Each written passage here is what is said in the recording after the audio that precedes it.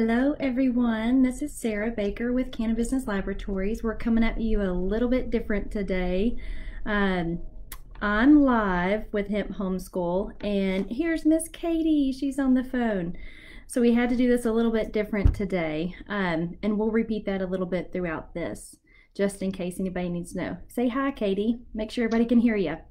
Hey everyone, hopefully you can hear me okay. This is the best way for us to maintain social distancing and be able to be 3+ hours apart, but still getting this great information to you. So thank you so much, Sarah, for doing this. Thank you for having me. I'm really excited. This is really important information. Well, we are excited to be a part of this as well, and like we talked about the other day, one small business supporting another. Absolutely. So if I think everybody, seems like they should be able to hear us both fine. So I will just give you a little bit of an introduction. So Sarah at CannaBusiness Labs has been our account rep for testing products for some time now.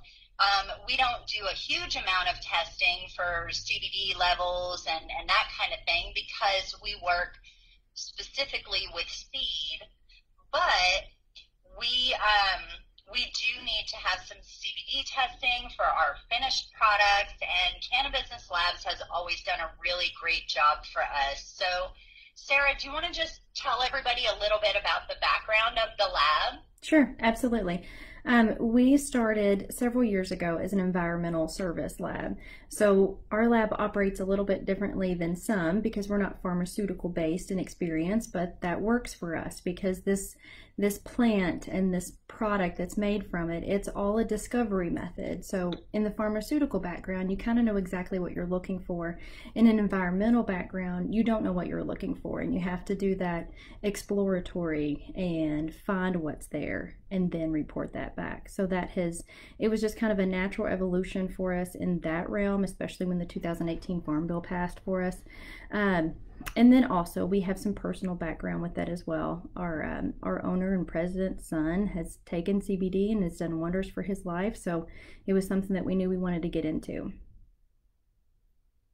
That's awesome. So what you're saying is that CBD and cannabis affected you guys as a business on a personal level. Mm-hmm. And I feel like a lot of people, especially if they're on the fence about cannabis, it takes that little bit of a personal connection, like a loved one who gets great results from cannabis, to really make it become a priority in their lives. Yes, it does. It does.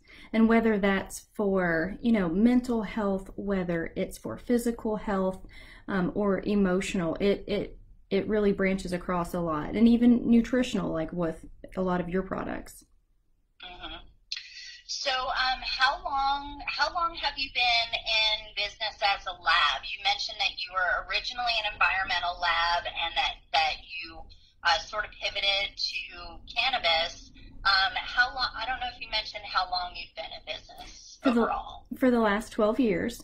Okay. And our water labs and our toxicity labs are still in operation, and we still do quite a lot through that environmental lab as well. Okay. So we get a lot of questions from people that are interested in growing hemp, and but also from people that have already grown it and maybe didn't get very good information from the beginning. So then they're trying to play catch up at the end of the harvest season. So I thought that maybe we could share some of the questions that we get and get some of those answers out there, and then this information could be shared with anybody that's interested. Absolutely. So the first thing that we hear is, what is the goal of testing for cannabis? Like, what is the point of it, and what are you testing for? Well, we can test for quite a few things, and the goal is going to be different for your end goal. If you're going to grow for fiber or for grain or for CBD or other cannabinoids, because this year we've seen quite a lot of surge in people growing for CBG as well. And if you look at that panel, there's a few different cannabinoids that will affect the health and wellness of our bodies. We can do all of that cannabinoid testing, but we can also do pesticide, microbials, heavy metals. And this is something everybody asks, where did it come from? Where did the pesticides come from? Where did the heavy metals come from? And some of that is going to be able not to be answered. You know, this plant material really likes to grab everything that's out of the ground. And so that could mean minute levels of lead or arsenic that are in the dirt, and this plant has happened to grab it. This is really important for you to know as a grower or as someone who's buying that material to make something with it. You know, we don't want to put high levels of that material or pesticides into our bodies. And as a farmer, if you're going to try to sell your crop, you really have to know how much CBD it has in it, but all through that growing process, you really have to pay attention to your THC levels as well. So there's a lot more to it than just finding out how much CBD is in there. You know, you're making sure that the products that people are selling are safe, that they're effective, that they have the correct amount of CBD in there, and that the THC levels are correct. So we do some additional testing for food products because we're a seed processor. And one of the things that we do is nutritional testing, and that's like for us to be able to put a nutrition facts panel on the back of our products so that everybody can see how much protein is in the protein powder, or how much, you know, how many carbs are in the hemp parts and things like that. Right. Is that the same as testing for stuff like CBD and heavy metals? I'm not going to call it the same, but I'm going to say it's very, very similar in that fact. So it is, you know, it's still a discovery method. We're still looking to see how much is there, and then you're still reporting it.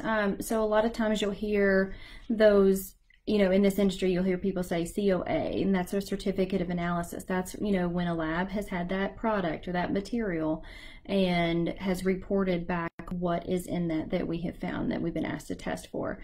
And lots of times you will see that on a label, on a bottle. Somebody will have a QR code that might lead back to it or back to their products, and all of their certificates of analysis will be on that website. And what that will tell you is basically, it's that nutritional panel that you see on the back of your products there as well. So that's cool. So it's almost like an identification for your product. It's like a photo ID. Yes. For your products. And a safety seal of sorts. Yeah, it really is.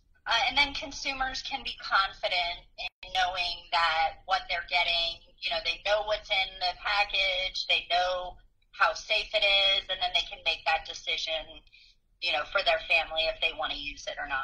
Right.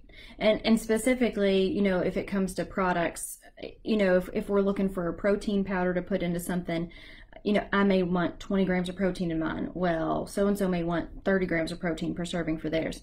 So that's going to be the same way when it comes to a product. If you're taking a CBG or a CBD product, you're looking very specifically for certain levels of cannabinoids in there. That makes sense. So you mentioned testing for THC, and you know that if you're growing hemp, that you would need to test for the THC.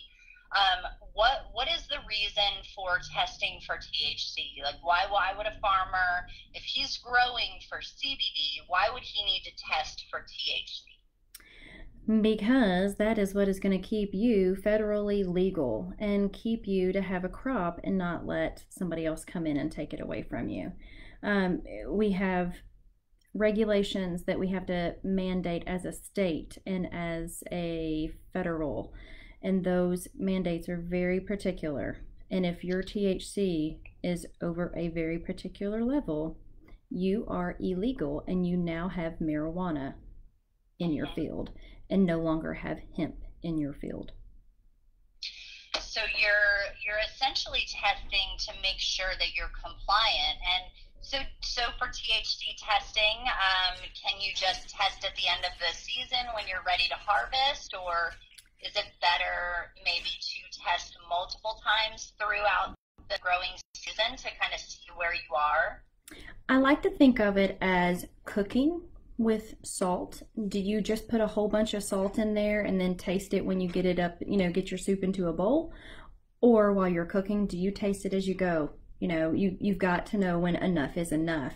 And so it's kind of the same way when that plant is growing, because every variety of plant and every strain of genetic is different on that plant.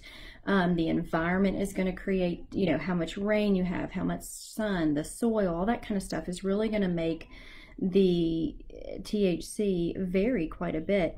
So it's very wise. So once that plant starts flowering, to go ahead and get a baseline and see where everything is, and then every couple of weeks or week come back and test it again. And once you get really close to your level, you're going to know when it's time to harvest. We've been working really hard on a database it's going to give you a prediction, an algorithm that's data based, so it's not just us predicting when anything's going to happen, but if we're testing your samples and we're logging those data points and logging where that CBD and that THC is sitting while it's in the field on week 1, on week 2, on week 3, we're going to be able to help you understand what your plant's doing in the field, so that you know when it's an appropriate time to come in and harvest, when it's an appropriate time to call the KDA. They're not going to call you and ask when they should come out and test. It's your responsibility to call them. And then you have to harvest within 15 days of having them out there on your site. So it's really important to be able to set your harvest labor up correctly and timely, and be able to get everything done while you're still at a compliant state with your THC. Well, that makes sense, and that kind of goes along with one of the things that I had talked about in Homeschool yesterday, which is that if you're bringing a plant that is used to a certain type of climate to a totally different climate or a different soil type, that it can cause THC or other cannabinoids to spike.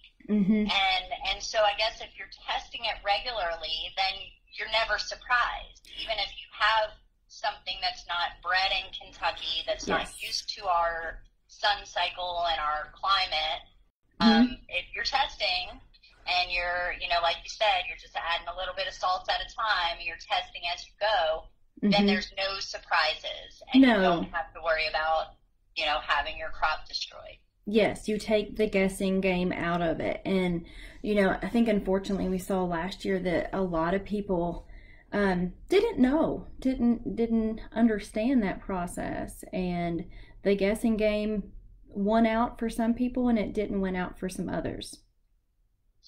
Yeah, I've seen that. I've actually seen several individuals who have, asked about helping to find a buyer for their crop, and but they didn't even have a certificate of analysis. So the buyer doesn't know what's in it anyway. So I mean that certificate of analysis is important, both when you're growing to protect yourself and your own liability and your own losses.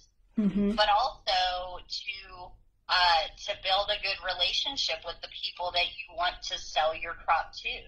That's right. That's right. And it shows you're being responsible along the way. We have seen a tremendous amount of distrust and a tremendous amount of people not saying what is true. So it really shows that you are paying attention all along the way. You have validated documents showing that you were responsible and that your crop is exactly what you say it is. Well, and speaking of responsibilities, the law in Kentucky says that the Kentucky Department of Agriculture is responsible for the regulation of the crop. So they're the ones who are obligated to come out to the field and take samples and have those tested to make sure that you're federally compliant. So why not just let KDA do the testing and save a few bucks, and then it's on them to make sure that you're compliant. I mean, why not just let them do all the work? Great question. You know, within that program, it is they will come out and take a sample for you. And that's when you want to harvest. So let's say you did play the guessing game. You didn't do any testing prior to that. You called the KDA and you said, hey, I'd really like to have you guys out on such and such date because I'm looking to harvest on X date. KDA may be backed up. They may say, well, we can't get to you now. It's going to be 3 weeks before we can get out to your property. And then your harvest is pushed back. Maybe your crop has sat in the field too long, and maybe it is hot, you know, quote unquote, federally hot, the limit above the 0.3. Maybe it's not, but you also run that risk if it is too low, because CBD and THC, if you don't let that sit out in the field long enough, you're going to leave money in the field because that CBD is not going to reach its max potential without that THC starting to climb up as well. So if you harvest too early, you know you're shooting yourself in the foot in the fact that you're going to leave some money out in the field. If you don't harvest early enough, you're going to be non-compliant, and then you're going to have to deal with the implications that come with that.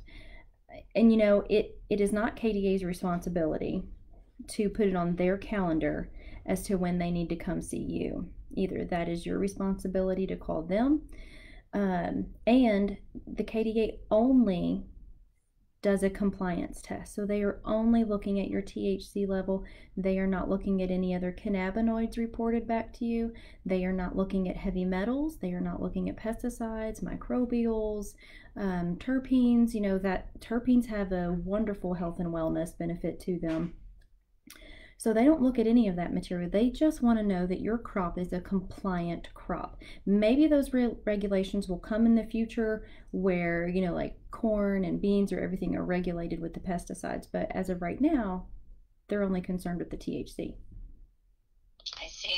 Mm-hmm. Well, that actually is probably a good segue into one of our viewers' questions. So we have a question from one of our comments below that says, what is the difference between total cannabinoids and total CBD? Yes, there are a lot of cannabinoids. The CBD is cannabidiol. So I will post actually I'll post a graph and a picture after the video so that you can see all of the different cannabinoids that we have identified at this point. I think there are still some that are yet to be identified. And, and I will say as well, THC is also a cannabinoid. So THC in its delta-9 form, THCA in its acidic form, its natural form in the plant, that is considered a cannabinoid as well. So when you see certificates of analysis and you see that section where it says total cannabinoids and you have a percentage there, that is all of the cannabinoids, including the THC that was discovered in the plant material or the processed material. And then CBD is just that one cannabinoid. So you mentioned some of the standards, like industry standards in corn and soybeans and things like that. Mm-hmm. Right now in the hemp industry, there are suggestions for standards. There are some independent groups that have come up with a set of standards for hemp, like how it should be grown, how it should be tested, how it should be processed, mm-hmm. things like that. But we don't have an industry-wide set of standards that everybody goes by. But even so, what about on the lab side of things? So even if we don't have industry-wide mm-hmm. standards on hemp growing, what about the testing? I mean, how do we know that a lab test from one lab is going to be the same as a lab test from another lab? Yeah, and I'm going to answer that in two parts because there is not a federally mandated certification that has to be in place for any of those labs that you see. But the matrix of this plant makes it very difficult also for you to send a sample, let's say to us, and then also send it to another lab and get the same result, even if that lab was doing the exact same method. So it is not standardized across the board that every single lab has to have the same method, but there are certain certifications that are highly suggested of labs that they have for that. But because of I'm sorry.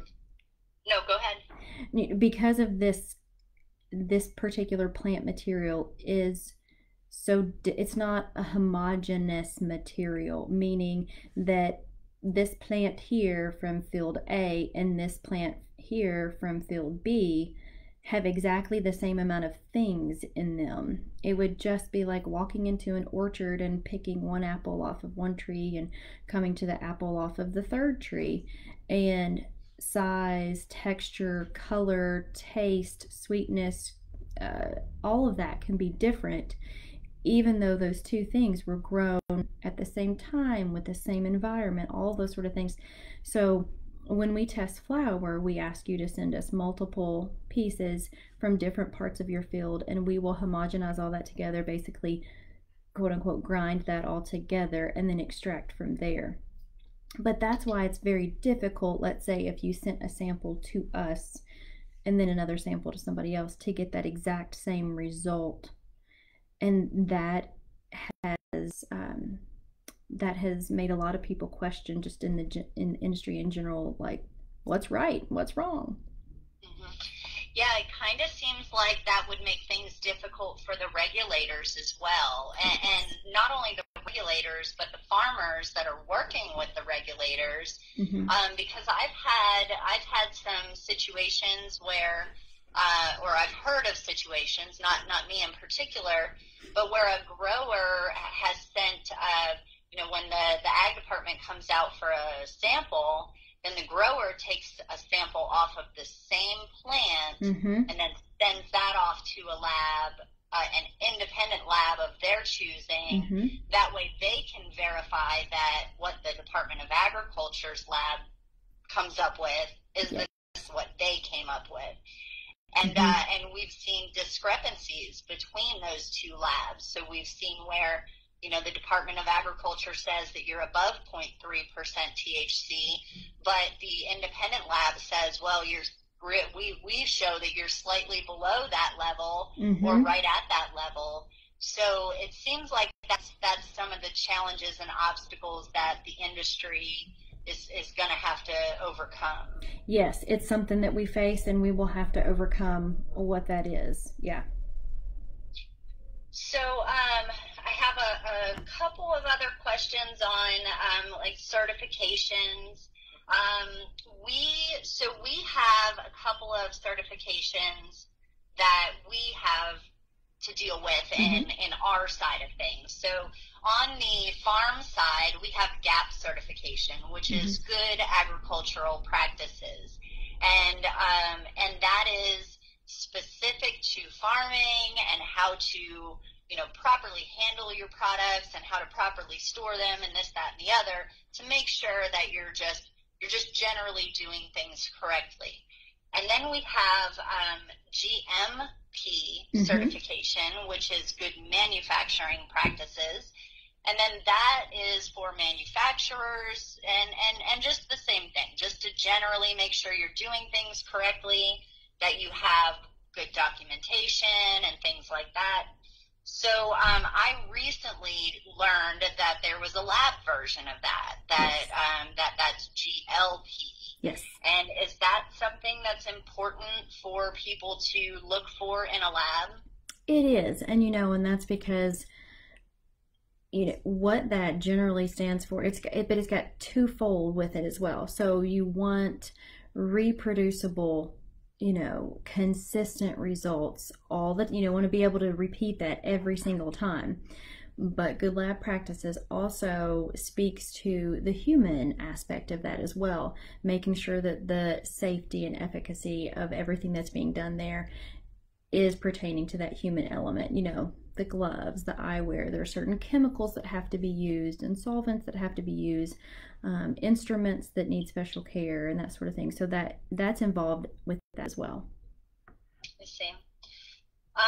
So, and as far as testing goes, are hemp growers in Kentucky required by law to actually test for stuff like microbials, pesticides, heavy metals, that kind of thing?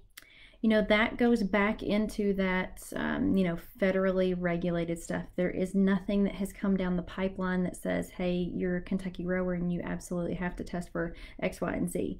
But what is very important about that is if you're a farmer or a grower, you have got to sell your product. And those right now are being mandated by the people who are buying this product. So whether it's a processor, or you're shipping across state lines. So right now we have a federal mandate, but we also have a few things in place where some other states can operate under their pilot programs. So if you're going to ship it across state lines, it absolutely has to be the 0.3 mark on your THC. But, or if you're growing somewhere else and you're trying to sell your product for, you know, in Kentucky, it is not legal to have the flower material, but in some other states it is. And if you're going to grow it for that purpose, you want to make sure that it doesn't have mold in it, or if you're going to take that product in its raw form and use it, you've got to make sure it's a clean product. So even though it's not required by law, it's still a good practice to make sure that you have documentation to show to the customers that you're building relationships with, that your product is safe and that you're not moldy and you don't have microbes and things like that growing in your product. It goes back to the fact that you're responsible, you care, it's your product. You know, even if you grew it and it's a crop, it's your product and it's showing signs of responsibility and care. That makes sense. So we often tell people to make sure that whatever products you buy, like even if you're not buying from Kentucky Hemp Works, make sure that you're buying from a company that has tested for everything, that they have lab tests on file, either by request or on their website or however. But we also tell people to only order from companies, again, even if it's not from us, only order from companies that are responsive and that will answer your questions if you send them a question, whether it's an email or you tweet at them or anything. Right. Do you think it's more important to have testing than it is to be responsive, or do you think that's something that you should have a balance of the two? I think they're equally important. I read a quote the other day, you know, that like a bad customer is your greatest customer, because, you know, their complaint leads you to new discoveries and it makes you to push forward. You know, if you call somebody and say, hey, this isn't working for me, and you just want to take something back. If you bought a gallon of milk at the grocery store and it was bad by the time you got it home, you're going to want them to just fess up to it, say, hey, I see that there's an issue, and respond to it and take care of it. You know, for me, it all goes back to, again, showing you care. We're all, at the end of the day, we're all people, and we want to talk to another person, and we want to know that our what is important to us is important to other people as well. So yes, I think it's highly important that all of those products get tested, and we know that we're having something safe that we are going to be able to put into our bodies or on our bodies. But in the end, if you can get a hold of somebody for whatever reason you need to, whether you want to purchase more product, whether you want to send some out to your family member but want it to be a surprise, it's so nice to be able to pick up the phone and talk to somebody, or, you know, send them a message and have that message responded to instead of waiting around for 3 days. That makes sense. Makes perfect sense to me. Yeah. So we have a couple more questions from our viewers. All right. And I don't have any more questions, but so we have a question from Michael. And he is asking what is the difference between CBD and CBG? I am going to have to look up what it actually does, because CBG is the cannabigerol, and we use that for different reasons. Let's see. Again, it's just another one of the cannabinoids. And it and you mentioned that you were going to share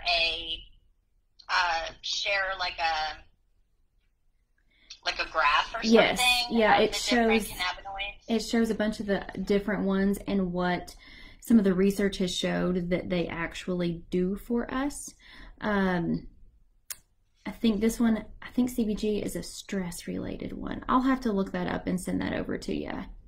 Okay, that sounds good. Yeah.